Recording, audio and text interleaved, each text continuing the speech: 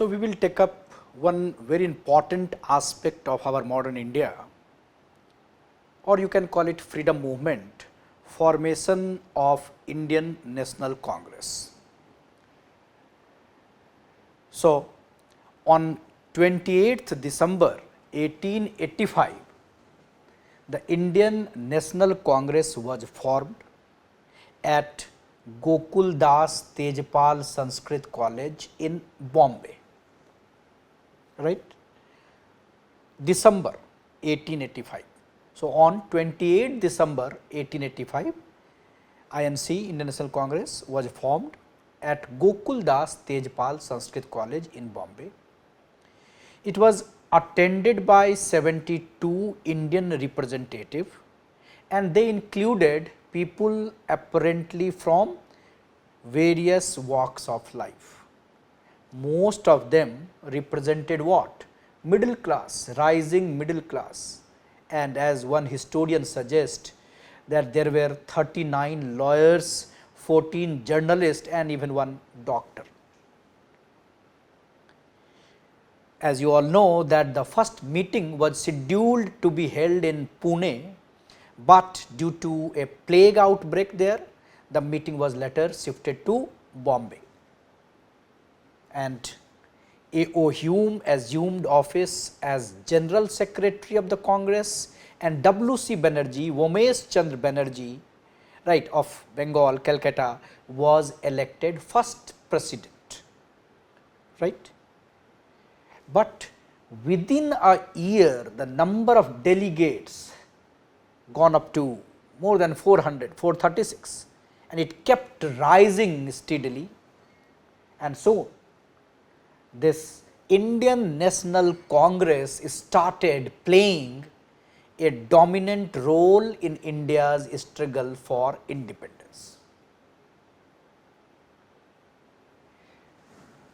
So, when we prepare this topic called Indian National Congress, which was established in 1885 December, we must know some important facts related to this development. But for our main examination, there is a need to remember different theories regarding formation of Indian National Congress. Is it okay? So, I said Indian National Congress was established in 1885 December, right, and of course, there are some important facts related to this Indian National Congress. But for our main examination, you have to remember two important theories, right, regarding the formation of this Indian National Congress.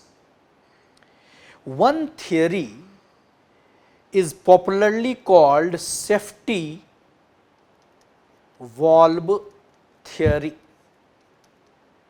right. You will see this in your book, in your textbook, safety valve theory. And the second theory is called modern theory. So, there are two theories regarding the formation of Indian National Congress. They can ask you that how it was formed, Indian National Congress formed. They can ask you what was the role of A.O. Hume in Indian National Congress, in the formation of Indian National Congress. They can ask you that do you believe the authenticity of safety valve theory, right. So, this kind of question they can ask you regarding the formation of Indian National Congress, right. And when you understand these two theories, you understand the story behind the formation of Indian National Congress. So, I said there are two theories, safety valve theory and modern theory. When you say safety valve theory, this theory originated from William Wedderburn's biography of A.O. Hume, which was published in 1930. And Wedderburn wrote in 1870s that A.O. Hume, right, had come across 7 volumes of secret reports which showed that there had been seething discontent among the lower classes and a conspiracy to overthrow British rule by force. When A.O. Hume came to know about this, he became disturbed. He met Lord Dufferin and together they decided to establish Indian National Congress. So, what Wedderburn is trying to suggest, try to understand. Wedderburn is trying to suggest that Indian National Congress was the result of a conspiracy, therefore, safety valve theory, right, is considered also as a conspiracy theory. Wedderburn wanted to suggest that the Congress was in a way, the creation of British rule, and it was because of this combination, Dufferin and Hume combination, which was responsible for the creation of Indian National Congress,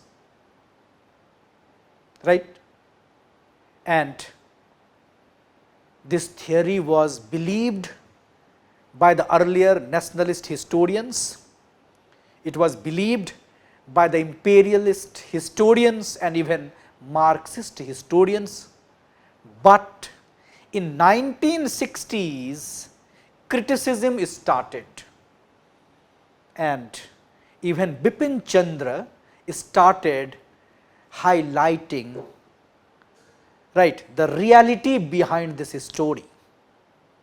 And they said, not only Bipin Chandra, many modern historians, they said that all those 7 volumes of secret report cannot be traced. It is not available in India, it is not available in London. So, we will not believe this 7 volumes of secret report. Then the opening up of Lord Dufferin's private papers cleared up the confusion by exploding the myth of Dufferin's sponsorship of the Congress or Hume. Even your modern historian Shekhar Bandhopadhyay made this statement, and because of this we started rejecting this safety valve theory and we started accepting modern theory. So, we do not accept safety valve theory now, we now accept modern theory. And when you analyze modern theory, this theory was related to contribution of Indians, and all the modern historians, they suggest that Indian National Congress was not the British creation, it was Indian creation.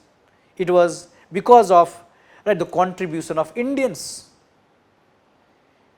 In 19th century, there was a sense of nationalism and groups of educated Indians were politically active in the 3 presidencies, and they started creating many regional organizations, associations. So, we must conceive the foundation of Indian National Congress in the context of associations prior to Indian National Congress, right.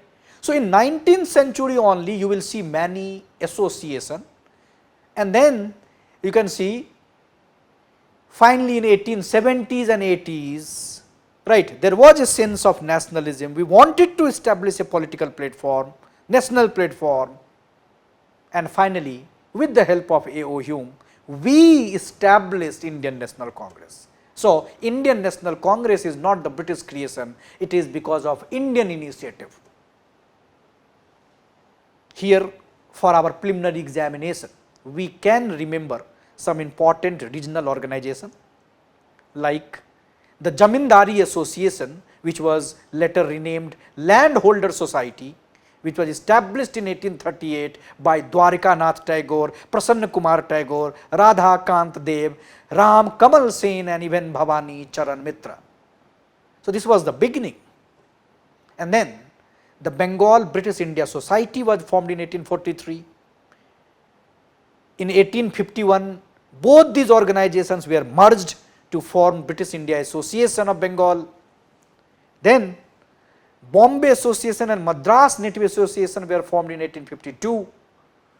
And in 1860s, there was a great development. Dadabhai Naoroji organized East India Association in London, and first time there was a nationwide agitation against the proposed income tax.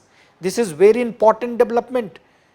What is important here? Nationwide agitation in 1867 against the proposed income tax. So, national consciousness was there in 1860s.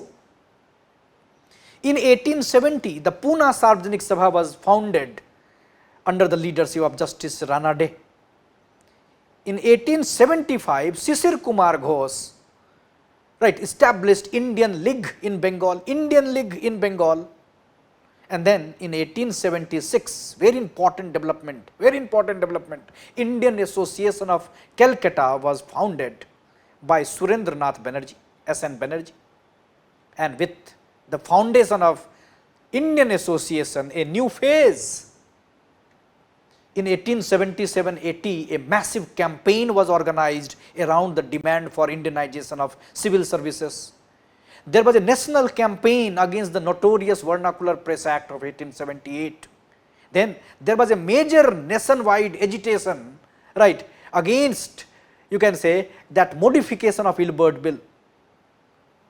And it is said that the Surendranath Banerjee even conceived the idea of an all India national conference, and Madras Mahajan Sabha 1884 and Bombay Presidency Association in 1885, they also represented that national consciousness in India in 1880s. So, when you analyze these development, you can easily conclude that in India in 1870s and 80s, formation of a national organization was clearly in the air, but there was still the need for a mediator who could bring all these regional leaders together under one umbrella, and A.O. Hume, a retired civil servant, was ideally suited for this role,